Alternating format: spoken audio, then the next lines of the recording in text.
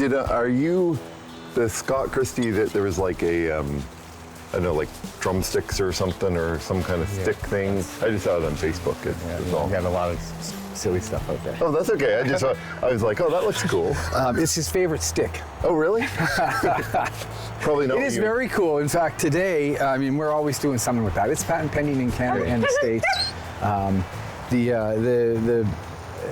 You know, who knows where that's probably going to go nowhere, but it's a lot of fun. No, I just saw it. I thought that was really cool. Right now, I've just modified, last day, I've just modified a hockey stick with the same sort of patent pending design so that you can use it musically. Oh, yeah? Yeah, So you're all about musical experimentation. Experimentation, exactly. Creativity. Is your background in music? I did the first couple of years of jazz performance at St. FX. Oh, yeah? Before I did my doctorate in psychology. Oh, wow. So that's quite a shift originally from music to psychology. Well, I wanted to make a living.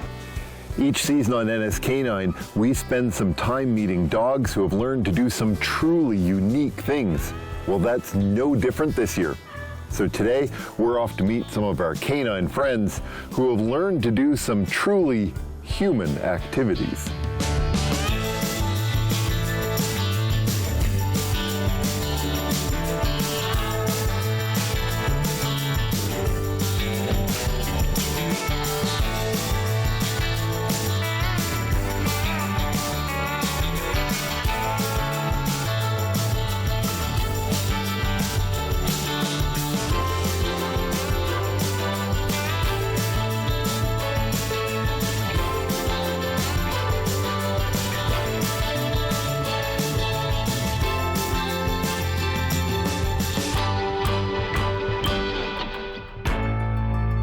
Why don't we go in my back door here? Come on, Yoda, stop that. Yeah, but I think music and psychology, they kind of go together. I use music in my practice a lot.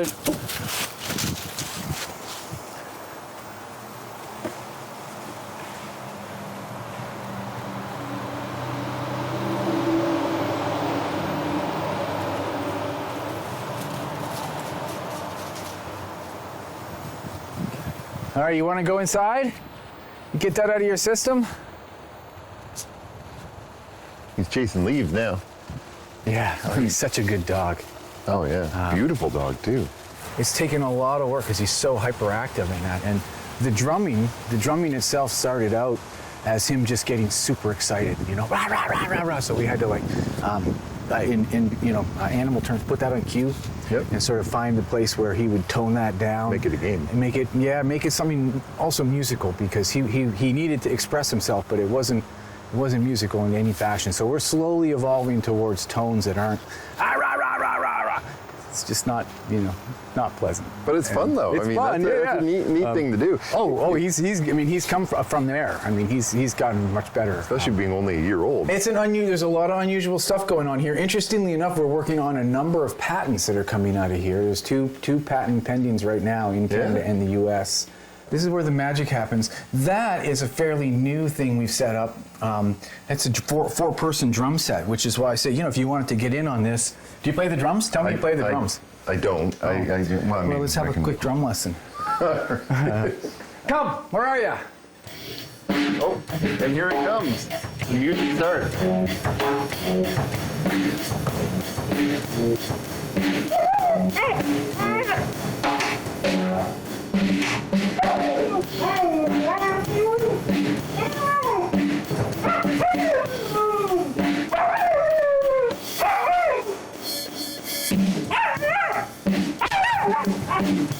I'm sorry if, when you heard the phrase singing dog, in your head you got the image of a Disney-like cartoon character singing with a microphone in his hand.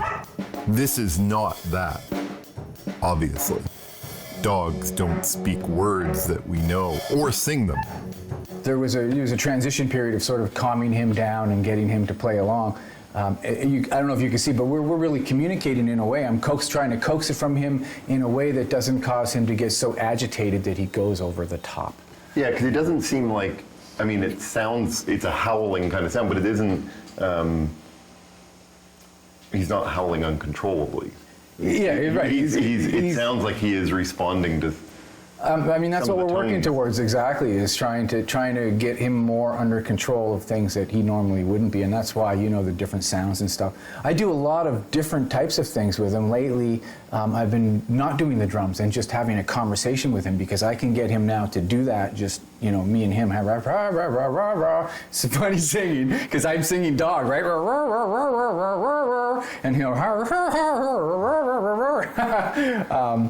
So that's kind of fun. About to sample some of his stuff and put it into a keyboard and play it back and see if I can get him to follow his own, you know, his own self, you know, his own sounds. That he's certainly stimulating him to switch tones and to do, you know, if we go from one sound to another, is the challenge for me. You know, to get him to go and to sing recognizable stuff. Again, this was coming out of chaos, dog chaos. You know, he wanted to bite the foot pedal, and I was just looking for the foot pedal to show you the first one. So, you know, a big part of it was like just getting him to stop being so agitated that he had to bite and chew on stuff, and, you know, calming him down. I had a friend that would come in, and he would play, and the dog would go insane, because he was somebody that really plays loud. There's different styles of playing, and every time, you know, the dog would just go crazy with the bark, bark, bark, bark. So I could see, okay, it's really, you know, if you play really loud, he's going to have that over-the-top reaction, and if you take it nice and gentle.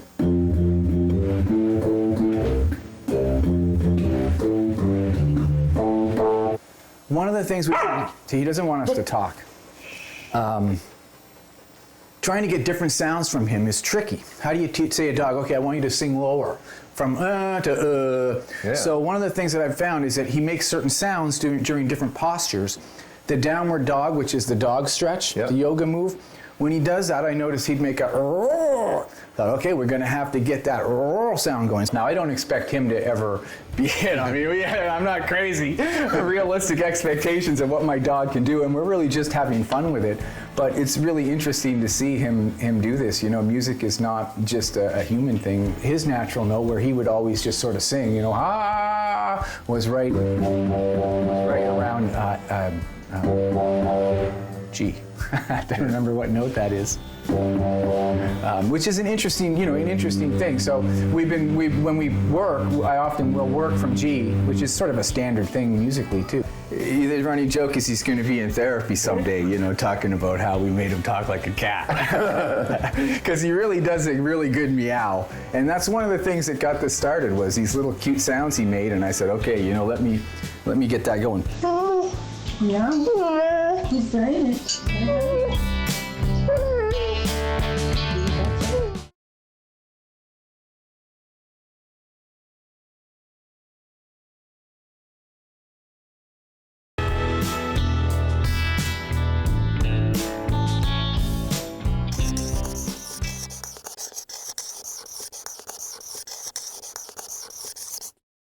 Seems to be a way of communicating and connecting with their owner. They often will join in, and they actually join in at a different pitch, and if more dogs were to join in, you would notice different pitch changes between the dogs as well. And that comes from their ancestors, where howling was a main form, or is the main form of communicating things like location and identification of a pack, things like that. Are there things that people come to you and you think to yourself, you know, dogs just aren't meant to do that? Oh yeah, absolutely. All the time. I'm not a huge fan of training dogs to jump through hoops of fire and stuff like that. I've done it, but it's not my favorite thing to do. I had a gig one time for one of my clients that they wanted their dog to jump on a skateboard and ride down Fifth Avenue behind them as they walked to their office every day, and they wanted the dog to push the skateboard and jump on it and push some more and jump on it, and we did it. But that's one of the more unusual things that I've done. A dog on a skateboard. Well, that would be something to see, wouldn't it? Well, meet Karen. Now, her catalog may not be quite at the point of skateboarding by himself down Fifth Avenue, but he's getting there. Ned, sit. So the first time we put him on it, I just pulled him around. But he just started pushing because, of course, I always have a pocket full of cookies. Come on. Ah, cheater. Cattle dogs are really crazy smart, and they're really crazy busy. So if you don't give them a job, they will create jobs. So you see a lot in shelters because they nip and they herd, and they, if you don't work them, they can be destructive. So when we brought Ned home, it was to keep him busy. We started doing little tricks. And then when he was a year old, he partially tore his cruciate ligament, which is a back leg knee ligament. Kind of like an ACL thing. Yeah, exactly. For people. Right. And so part of his rehab was to be still and quiet, which for a cattle dog is not something Good that luck with that. happens easily. Exactly. So we started doing silly tricks. So it just started with, sitting on boxes and barking on command and being able to turn left and right, things like that. And then it progressed to cleaning out my mom's house. I found my brother's old skateboard, and I thought, oh, this could be entertaining. And I literally brought it home and put it down. And in the first session, he was pushing it across the driveway, Really? where our lab at the time would just look at it. So, and he likes to push it around. The neighbors laugh, but it's something he enjoys doing. All right, shred. Come on. So he started pushing it right away, but did it take long to actually train him to He's figure out how to use it? still not really riding it. He'll do 3 feet on and he pushes, but he hasn't really got the gist of the glide. And we don't really have a good space to glide, and I'm too chicken to take him to the skate park. Because I can't skateboard. I'm not coordinated at all. So for me to take him to the skate park and try to get him to push and glide is a little out of my comfort zone. That's a hope one day that we actually will be able to go. I've actually... Can you see him like riding? Well, he will just stand on it and let you pull him around. Oh, really? Hey, Okay. come here, hop on. Neddy, come here. Get on. So I can do this. Stay. Sit. Sit. Sit. Good. And we can push. But he hasn't quite figured out the leaning more one way than the other Okay. to sort of maneuver it. Like, there are dogs in the States that are crazy with it. Hey, move. Come here. What has been the most surprising thing to you about the skateboard? The skateboard? Just how quickly he picked it up, because I've had labs for 20 odd years, and I've had some clever dogs, and just it was more like repetition and luring to get them to do things. And he just sort of you'll put something down and he will instinctively try different options to get a reaction, which is really kind of neat. So he's like, oh, what can I do to get you to notice me? And he'll start playing around with stuff. Catalogs are unique. Yes. They're not very common around here. No, they're not. There's only about, I think, 10. There's a few. They're upping in numbers quite a lot lately. They're becoming more popular. There's the cartoon on the Disney Channel, Bluey, which is about cattle dogs, which cattle dogs and They're kids not quite are, like that? Yeah, no, not like that. So they're not very common around here. Everybody thinks they're kind of exotic. They're the perfect apocalyptic animal because Mad Max, the first Mad Max movie, that's a cattle dog. He's not even really being forced. No, he just totally really just enjoying does it. And it's funny, the first time he just sat on it. Ned, sit. Hop up. Turn. Sit. Stay. Ned has learned other things too. Yes, he is learning to play piano, not very well.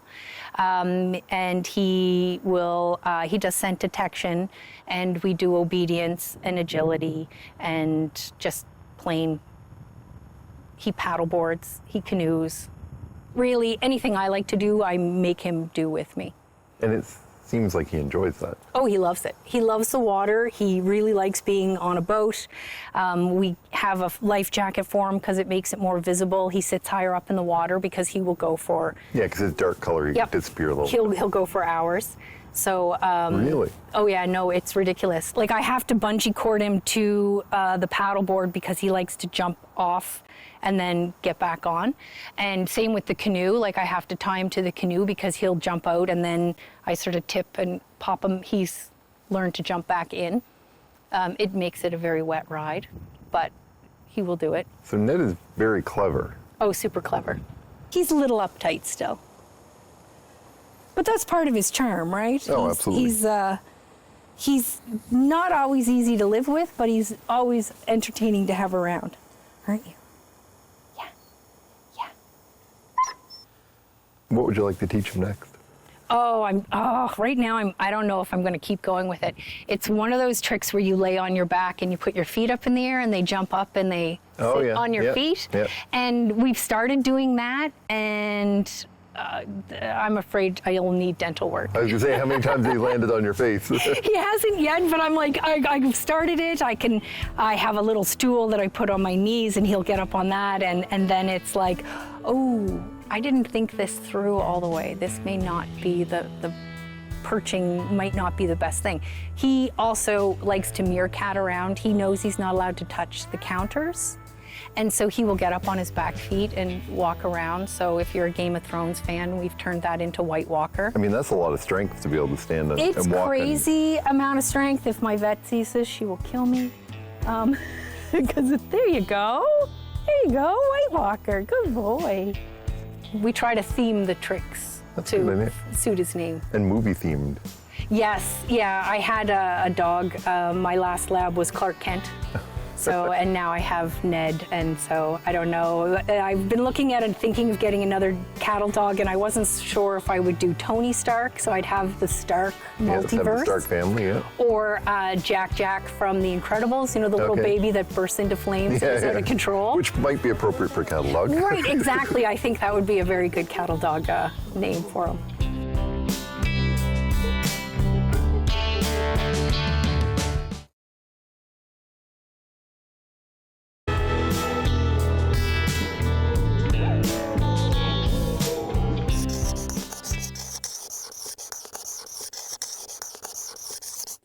Yes, they can. They can mimic other dogs, mainly in pack environments as a way to fit in and as a way to obtain useful behaviors. So they'll observe, they'll mimic, and we even see that in some newer studies where they are able to learn new tricks by mimicking the person performing the trick. So they'll perform the trick first, so like a sit or jumping over an object, and then they ask the dog to do it, and they'll do it as well. And it seems the higher the social bond, the higher the rapid mimicry is.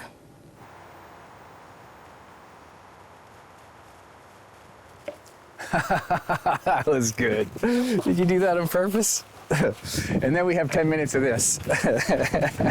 Did you ever think you'd be a dog person then? I'm becoming a dog person because of this music connection and realizing how smart, dogs can be. He's really, really smart. And I think this is just, really just the beginning for what he can learn. I don't know if you've looked at my videos of like the cat going on the toilet and stuff. I have a history of if you're a pet of mine, you're doing tricks. My goldfish did hoops, jump through hoops. Every animal that I have, and I don't even do hoops anymore because it's so easy to teach a dog or a cat or any fish to jump through hoops. Fish is challenging actually, so the point is the tricks is a lot of fun. I enjoy working with the animals, and with dogs is a new challenge because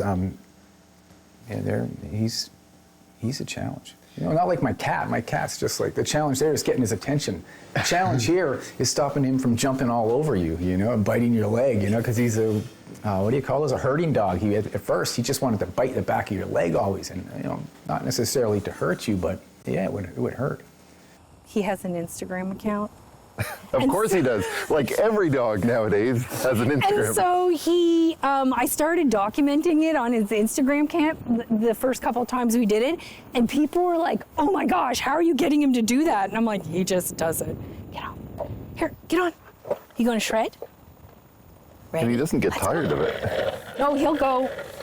It's mostly the cookies, but he could do this for hours. So has your brother seen this, whose skateboard this is? No. He's in the valley. So you're keeping this a little bit of a secret? Sort of, Until he watches it on TV. Well, it's funny, because I said, hey, we were cleaning up my mom's house. I'm like, I found your skateboard. You want it? He goes, no. And I was like, okay. So he has no clue what happened to it. So if he's watching this on TV... I could get a phone call. You could get a phone call. Yoda!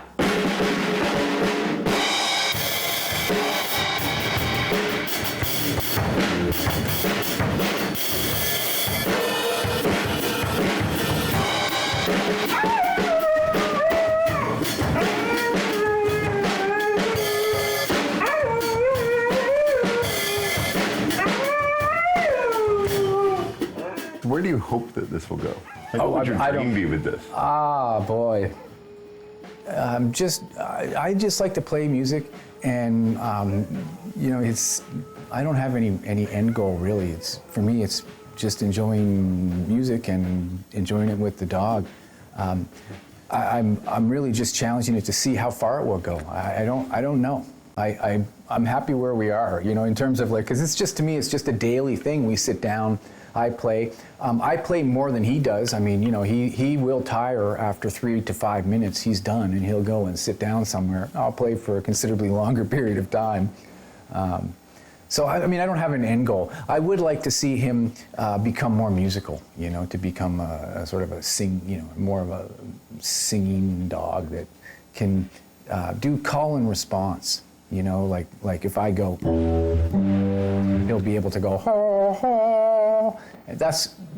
That may be unrealistic too, I'm not sure, but that, you know, in terms of if I had a goal, I would say that's it, for him to be able to imitate melodies. You gonna shred? Come here, show me how you shred. Let's go. Come on. Come on. So now what do you get out of this? One, I get a tired cattle dog, which means I can work for a couple of hours. Don't we? And it's entertaining for the neighborhood. So the neighbors get to look out the window and go, Yeah, who is crazy. that? I'm the crazy dog lady. There. Good. You ready? You gonna push? Ready? Get on. Come on. Let's go. That's it. Good boy.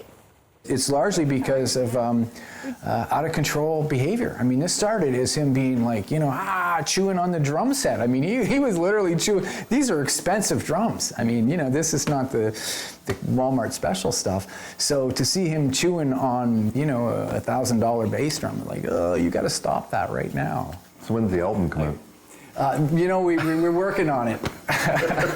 we're recording every day. The Grammy for best performance by a Best canine. performance by a dog, yeah. Well, it's going to be interesting to see what happens when because this is still at the very early stages, still trying to get nice tones and stuff out of him. It'll be interesting to see how it sounds when we plug those tones into a keyboard and can, you know, have him sing with himself and whether he can, you know, whether it becomes even more musical. You know, he takes these bones and he puts them in the yard and he leaves them there for a month and he brings them in and they are disgustingly gross and then he chomps them down. I don't know. So he's a normal dog. Yeah. He might be a professional singer. He doesn't want them fresh. He might be a professional singer, but he's a normal dog. Yeah.